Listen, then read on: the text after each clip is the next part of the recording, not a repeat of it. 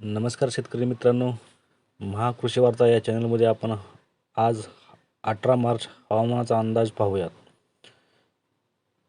महाराष्ट्रामध्ये विदर्भात पाऊस आणि गारपिटीचा इशारा हवामान खात्याने वर्तवला आहे.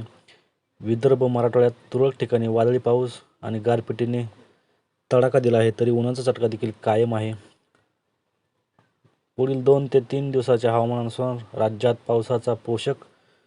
पावसाला पोषक हवामान असल्याने विदर्भात वादळी वाऱ्यासह पाऊस, गारपिटीचा इशारा देण्यात आला आहे.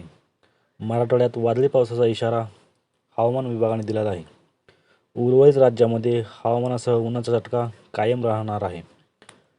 पश्चिम विदर्भापासून मराठवाडा ते कर्नाटकपर्यंत हवेचा कमी दाबाचा पट्टा सक्रिय आहे. राज्यात पावसाचा पोषक हवामान होत असून ढगाळ हवामान झाले आहे. शनिवारी दुपारनंतर नांदेड जिल्ह्यासह वर्धा जिल्ह्यात तुरळक ठिकाणी वादळी पाऊस आणि गारपिटीने तडाखा दिल्याने पिकांचे प्रचंड नुकसान झाले.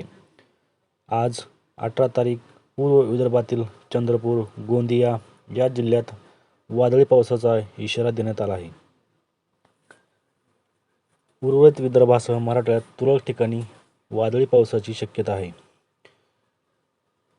वादळी पावसाचा ऑरेंज अलर्ट गोंदिया आणि चंद्रपूर या जिल्ह्यांना देण्यात आला आहे. अमरावती, यवतमाळ, वर्धा, नागपूर, भंडारा, आर्वी, गडचिरोली या भागांना अवकाळी पाऊस होऊ शकतो. तसेच उर्वरित महाराष्ट्रात हवामान कोरडे राहण्याची शक्यता हवामान खात्याने वर्तवली आहे.